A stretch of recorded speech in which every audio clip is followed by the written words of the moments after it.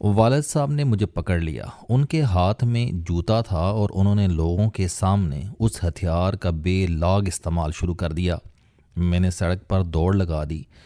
میں جانتا تھا کہ والد صاحب میرے پیچھے بھاگ نہیں سکیں گے، انہیں سڑک پر بھاگنا اچھا نہیں لگتا تھا۔ میں ان سے بچنے کے لیے ہمیشہ یہ راستہ اختیار کرتا تھا۔ مجھے بھاگتا دیکھ کر والد نے تاک کر جوتا پھینکا۔ وہ سیدھا میری گردن پر لگا اور میں چند لمحوں کے لیے ستاروں کے جہان میں چلا گیا۔ لیکن میرے پاس زیادہ وقت نہیں تھا۔ میں اگر رک جاتا یا گر جاتا تو وہ میرے سر پر پہنچ جاتے اور پھر پورا بازار میرا تماشا دیکھتا۔ میں نے چند سیکنڈز میں دماغ کے سارے ستارے جھاڑے اور دوڑتا چلا گیا۔ میری عمر اور طبقے کے 99% بچے ماں باپ اور استاد کی مار کھاتے تھے۔ میں پچھلے سال تک اسے ظلم سمجھتا رہا، لیکن پھر میں نے ایک ڈاکومنٹری دیکھی اور مجھے اس درندگی کی وجہ سمجھ آ گئی۔ مگر اس ڈاکومنٹری سے قبل میں آپ کو اپنے ایک استاد کے بارے میں بھی بتاتا چلوں۔ چند سال قبل میرے ہائی اسکول کے ایک استاد میرے پاس تشریف لائے۔ میں نے ان کا بہت احترام کیا، جی جان سے خدمت کی اور بڑی عزت اور مان کے ساتھ ان کا کام کر کے انہیں رخصت کیا۔ لیکن میرا دل جانتا تھا کہ یہ سب کچھ کرنے کے لیے مجھے اپنے اوپر کتنا ضبط کرنا پڑا۔ میرے اس استاد نے بچپن میں میرے ساتھ بہت ظلم کیا تھا۔ یہ مجھے صرف سوال کرنے کے جرم میں پورے اسکول کے سامنے گراؤنڈ میں لٹا کر یا براندے میں مرغا بنا کر جوتے اور سوٹیاں مارتے تھے۔ اس مار اور بے عزتی نے میری انا، عزت نفس اور اعتماد تینوں قتل کر دیے۔ میں آج بھی سوال کرتے وقت گھبرا جاتا ہوں۔ میرے دماغ میں آج بھی یہ خوف بیٹھا ہوا ہے، میرے سوال پر پہلے میرا مذاق اڑایا جائے گا اور پھر مجھے مرغا بنا کر جوتے مارے جائیں گے۔ یہ خوف میرے اس ماسٹر صاحب کی دین ہے، جبکہ میرے دوسرے خوف میرے بزرگوں کی مہربانی ہے۔ مثلاً میں آج بھی جب کھل کر ہنسنے لگتا ہوں تو اپنی گردن پر ہاتھ رکھ لیتا ہوں، کیونکہ میرے بچپن میں کھل کر ہنسنا یا دانت نکالنا جرم تھا، اور مجھ سے جب بھی یہ جرم سرزد ہوتا تھا میرا کوئی نہ کوئی بزرگ میری گردن کی بیک سائڈ پر تھپڑ مار کر پوچھتا تھا، دانت کیوں نکال رہے ہو؟ تمہیں شرم نہیں آتی؟ اسی طرح میں آج بھی جب اپنی مرضی کرنے لگتا ہوں، نئی چیز ٹرائی کرتا ہوں یا اپنی خوشی کا بندوبست کرتا ہوں تو خوف زدہ ہو جاتا ہوں۔ مجھے محسوس ہوتا ہے کہ کسی طرف سے ابھی کوئی جوتا آئے گا اور میری پیٹھ یا منہ پر لگے گا اور میں پیچھے گر جاؤں گا۔ میرے یہ خوف بھی میرے بزرگوں کی دین ہے۔ کیونکہ 40 سال کی عمر تک میں نے جب بھی خوش ہونے کی کوشش کی یا کوئی نئی چیز سیکھنے کا فیصلہ کیا تو مجھے پھینٹا بھی پڑا، میری بے عزتی بھی ہوئی اور میرا مذاق بھی اڑایا گیا۔ مثلاً میرے بچپن میں سائیکلیں کرائے پر ملتی تھیں۔ بچے 50 پیسے یعنی 8 آنے دے کر کرائے پر سائیکل لیتے تھے اور اسے چلانا سیکھتے تھے۔ میں نے یہ ٹرائی کی تو مجھے اس پر بھی مار پڑی۔ ہمارا زمانہ ناولوں اور ڈائجسٹوں کا دور تھا۔ میرے بچپن میں کوئی دن ایسا نہیں گزرا جب مجھے ناولوں اور ڈائجسٹوں پر مار نہ پڑی ہو۔ ریڈیو، ٹیپ ریکارڈر اور ٹی وی اس وقت کے سب سے بڑے انٹرٹینمنٹ سورس تھے۔ مجھے ان تینوں جرائم پر بار بار مار پڑی۔ ریڈیو سنتا ہوا پکڑا گیا، مار پڑ گئی۔ ٹیپ ریکارڈرز اور کیسٹیں لے لیں، فرش پر لٹا کر مارا گیا اور تمام کیسٹیں اور ٹیپ ریکارڈرز توڑ دیا گیا۔ ٹی وی کے ڈرامے دیکھنے کا شوق ہوا، لیکن والد صاحب 7:45 بجے ٹی وی بند کر دیتے تھے۔ میں ہمسایوں کے گھر جا کر ٹی وی دیکھتا تھا۔ والد صاحب چھاپا مار کر پکڑ لیتے تھے۔ پیچھے رہ گئی فلم تو یہ اس زمانے کا سب سے بڑا جرم تھا۔ میں ایک آدھ مرتبہ سینما کے سامنے سے پکڑا گیا اور وہاں بھی سر عام پھینٹا لگ گیا، اور یہ معاملہ صرف مجھ تک نہیں تھا، میری پوری جنریشن نے کم و بیش اس قسم کے جرائم میں والدین اور اساتذہ سے مار کھائی۔ ہم سب اس معاملے میں برابر تھے۔ میں پچھلے سال تک سوچتا رہا، ہمارے زمانے کے بزرگ اور استاد بچوں کے ساتھ کسائیوں جیسا سلوک کیوں کرتے تھے؟ کیا واقعی سائیکل، کتابیں، ریڈیو، گانے، فلمیں اور ٹی وی اتنے بڑے جرم تھے؟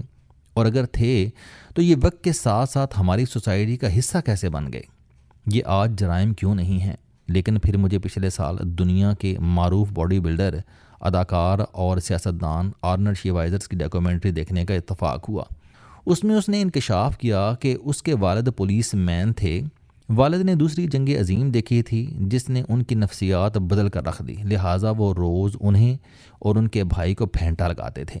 انہیں بہت برا لگتا تھا، لیکن پھر یہ جان کر تسلی ہوتی تھی کہ عین اس وقت ان کا دوست بھی اپنے والد کے ہاتھوں پٹ رہا ہوتا تھا۔ آرنلڈ نے انکشاف کیا ان کے قصبے تھال کے تمام والد اپنے بچوں کو پھینٹا لگاتے تھے اور اس کی وجہ دوسری جنگ عظیم کی قتل و غارت کری تھی۔ جنگ نے والدین کی نفسیات بدل دی تھی۔ میں نے یہ دیکھنے اور سننے کے بعد ریسرچ کی تو پتہ چلا جنگیں، نقل مکانیاں اور ڈیزاسٹرز انسانوں کی نفسیات پر اثر انداز ہوتے ہیں۔ یہ انہیں اولاد اور بچوں کے معاملے میں سنگ دل بنا دیتے ہیں۔ یہ لوگ نئی چیزوں اور روایات کو بھی جرم سمجھنے لگتے ہیں۔ یہ فیملی کے معاملے میں اوور پوزیسو اور اوور پروٹیکٹر بھی ہو جاتے ہیں۔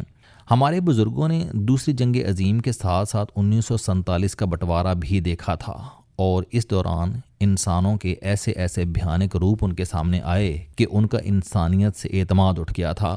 یہ خود بھی خوش ہونا بھول گئے تھے اور یہ دوسروں کو بھی خوش نہیں دیکھنا چاہتے تھے، اور یہ معاملہ صرف والدین تک محدود نہیں تھا بلکہ اس زمانے کے استاد بھی اس عمل سے گزرے تھے۔ چنانچہ ان کے اندر بھی ظلم کا عنصر پیدا ہو گیا تھا، اور اس کا نتیجہ یہ نکلا کہ میری عمر کے تقریباً تمام لوگوں نے اپنا بچپن جوتوں اور ڈنڈوں کے ساتھ گزارا، تاہم میری نسل نے اپنی اولاد کے ساتھ یہ سلوک نہیں کیا۔ اس کی وجہ یہ تھی کہ ہماری نسل نے جنگ عظیم اور بٹوارا نہیں دیکھا تھا، لہٰذا ہم قدرے مختلف والدین ثابت ہوئے، اور ہمارے بچے ہم سے زیادہ نارمل ماحول کی پیداوار ہیں۔ چنانچہ ان کا اپنے بچوں سے رویہ ہم سے بھی بہتر ہے، اور یہ سلسلہ آگے سے آگے بڑھتا چلا جا رہا ہے۔ انسان حالات کی پیداوار ہوتا ہے، ہمیں بہرحال اس حقیقت کو انڈرسٹینڈ کرنا ہوگا۔ میں اس دن کی طرف واپس آتا ہوں۔ ہمارے زمانے میں نئی نئی ویڈیو گیمز آئی تھیں۔ یہ ATM مشینوں جیسی ہوتی تھیں، ان میں سکے ڈالے جاتے تھے، بچے ان پر کھڑے ہو کر کھیلتے تھے۔ شہر میں کئی دکانوں میں ویڈیو گیمز لگ گئیں، میں چھپ چھپ کر یہ بھی کھیلتا تھا۔ ایک دن گھر سے اسکول کے لیے نکلا اور ویڈیو گیمز کی دکان پر چلا گیا۔ میری بدقسمتی دیکھیے کہ ہمارے ماسٹر صاحب اس دن ڈاکٹر سے دوائی لینے کے لیے ہماری دکان کے سامنے سے گزر گئے۔ انہوں نے میرے والد سے پوچھا، آج برخوردار اسکول نہیں آیا، خیریت ہے؟ اب والد نے برخوردار کو خود اسکول بھجوایا تھا۔ چنانچہ معاملہ بگڑ گیا، مجھے آدھ گھنٹے میں تلاش کر لیا گیا، اور اس کے بعد میں تھا اور والد کا جوتا تھا۔ مدت بعد جب میرے والد بوڑھے اور میں میچور ہو گیا تو میں نے ان کے ساتھ مکالمے شروع کر دیے۔ میں نے ان سے ایک دن پوچھا، آپ نے ہمارے بچپن میں cycle, video games, radio, tape recorder, TV, film اور کتابوں کو جرم بنا کر رکھا تھا۔ آپ اسے کنجر خانہ کہتے تھے، لیکن یہ کنجر خانہ اب ہر گھر بلکہ ہر روم میں موجود ہے۔ میں اپنے بچوں کو کتابیں پڑھنے پر مجبور کرتا ہوں، میوزک پورا خاندان سنتا ہے، اور ٹی وی اب آپ کے اپنے کمرے میں بھی موجود ہے۔ آپ سارا دن یہ دیکھتے رہتے ہیں، آپ کی مار کا پھر کیا فائدہ ہوا؟ وہ ہنس کر بولے کہ یہ چیزیں اس زمانے میں ہمیں واقعی واہیات لگتی تھیں، لیکن وقت کے ساتھ ساتھ یہ معاشرے کا حصہ بن گئیں۔ ہم غلط تھے یا آپ لوگ، یہ فیصلہ میرے لیے مشکل ہے۔ والد کے جواب نے مجھے مزید کنفیوز کر دیا۔ میں نے ان سے پوچھا کہ کیا آپ کے والد کو بھی آپ کی عادتوں پر اعتراض تھا؟ انہوں نے ہنس کر جواب دیا، ہاں، ہمارے والد شلوار کے خلاف تھے۔ اس زمانے میں تہمت باندھا جاتا تھا۔ میں نے شلوار سلوائی، جس کے بعد والد سے ٹھیک ٹھاک پھینٹا لگا۔ اسی طرح پراٹھا کھانا، ریسٹوران پر جانا، چائے پینا، سالم تانگا کرانا، کمیوں کی چارپائی پر بیٹھنا، بیٹھ کر پاؤں ہلانا، بڑوں کے ساتھ حقہ پینا، ماں باپ یا چچاؤں کے ساتھ بحث کرنا یا دکانوں سے میٹھی چیزیں خریدنا ہمارے زمانے کے جرائم تھے، اور ہمیں اس پر مار پڑتی تھی۔ میں نے ان سے پوچھا، اور کیا آپ کے والد کو بھی ان کے والد سے مار پڑتی تھی؟ والد نے بتایا کہ ہمارے والد کے زمانے میں ڈور ڈنگروں کو وقت پر چارہ نہ دینا، کھول کر سائے میں نہ باندھنا، کھیتوں کو پانی نہ دینا، فصل نہ کاٹنا اور جانوروں کو دوسروں کے کھیتوں میں جانے سے نہ روکنا جرم تھا، اور انہیں ان جرائم پر اپنے والد سے باقاعدہ ڈنڈوں سے مار پڑتی تھی۔ میرے والد نے بتایا کہ میرے دادا کے نزدیک رنگدار کپڑے، نیلا تہمت، بیوی کے لیے کپڑے خریدنا، بچے کو اٹھانا اور دودھ کو پھونک سے ٹھنڈا کرنا بھی جرم تھا۔ ہمارے والد کو ان جرائم پر بھی مار پڑتی تھی، لہذا یہ کسی ایک نسل کا المیہ نہیں۔ آپ جوں جوں نیچے چلے جاؤ گے، آپ کو ہر نسل مار کھاتی نظر آئے گی۔ میں نے والد کے ساتھ مکالمے میں محسوس کیا، دنیا کی ہر نسل والدین کی نظر میں جنریشن زی، الفا یا زومر ہوتی ہے، اور ہر نئی نسل پرانی نسل کو بومر سمجھتی ہے، اور یہ سوچ اس وقت تک قائم رہتی ہے جب تک نئی نسل خود والد یا والدہ نہیں بنتی۔ آپ یقین کریں، مجھے میرا والد اس وقت سمجھ آیا تھا جب میں خود باپ بنا۔ میرے بچے جوں جوں بڑے ہوتے گئے مجھے اپنا والد سمجھ آتا گیا۔ میں آج اپنے والد کو جتنا سمجھتا ہوں اتنا میں ان کی زندگی میں انہیں نہیں سمجھ سکا۔ میں یہ بھی سمجھ گیا کہ دنیا میں جتنے بھی نئے ٹرینڈز یا چیزیں آتی ہیں پرانی نسل انہیں فوری طور پر سمجھ نہیں پاتی، لہٰذا یہ ان کی مزاحمت شروع کر دیتی ہے۔ نئی نسل کو ان کی افادیت کا اندازہ ہوتا ہے، چنانچہ یہ جدت پر زور دیتے ہیں اور یوں دونوں نسلوں کے درمیان جنگ شروع ہو جاتی ہے اور یہ جنگ قیامت تک جاری رہے گی۔ زورین نظامانی کے ساتھ بھی یہی ہوا تھا۔ یہ نئی نسل ہے اور اس نسل کی سوچ ہم سے اتنی ہی مختلف ہے جتنی ہماری سوچ ہمارے والدین سے مختلف تھی، لہٰذا ہم نے اس کے ساتھ جنگ چھیڑ لی، جبکہ یہ غلط نہیں کہہ رہا اور ہمیں چند برس بعد زورین نظامانی کے ان تمام اعتراضات کو ماننا پڑے گا، بالکل اسی طرح جس طرح ہمارے بزرگ ہماری سوچ کو تسلیم کرنے پر مجبور ہو گئے۔ یہ حقیقت ہے اور یہ حقیقت بہرحال اپنے آپ کو منوا لے گی۔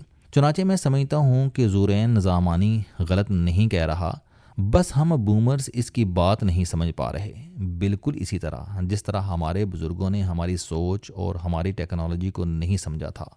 بات صرف اتنی سی ہے۔ السلام علیکم، آپ اسٹوڈنٹ ہیں، کوئی جاب کرتے ہیں، کاروبار کرتے ہیں یا پھر آپ گھریلو زندگی گزار رہے ہیں۔ اگر آپ اپنی زندگی کو بدلنا چاہتے ہیں تو اس چینل علم دوستی پر آپ زندگی میں کامیابی کے لیے جاوید چوہی صاحب کے موٹیویشنل، سوشل، سیلف ڈسکوری سے ریلیٹڈ اور صحت سے متعلق بے شمار کالم سن سکتے ہیں۔ میرا دعویٰ ہے کہ یہ چینل آپ کی زندگی بدل دے گا۔ اس چینل کا مقصد اچھی باتیں معاشرے میں پھیلانا ہے اور اچھی بات کو دوسروں تک پہنچانا صدقہ جاریہ ہے۔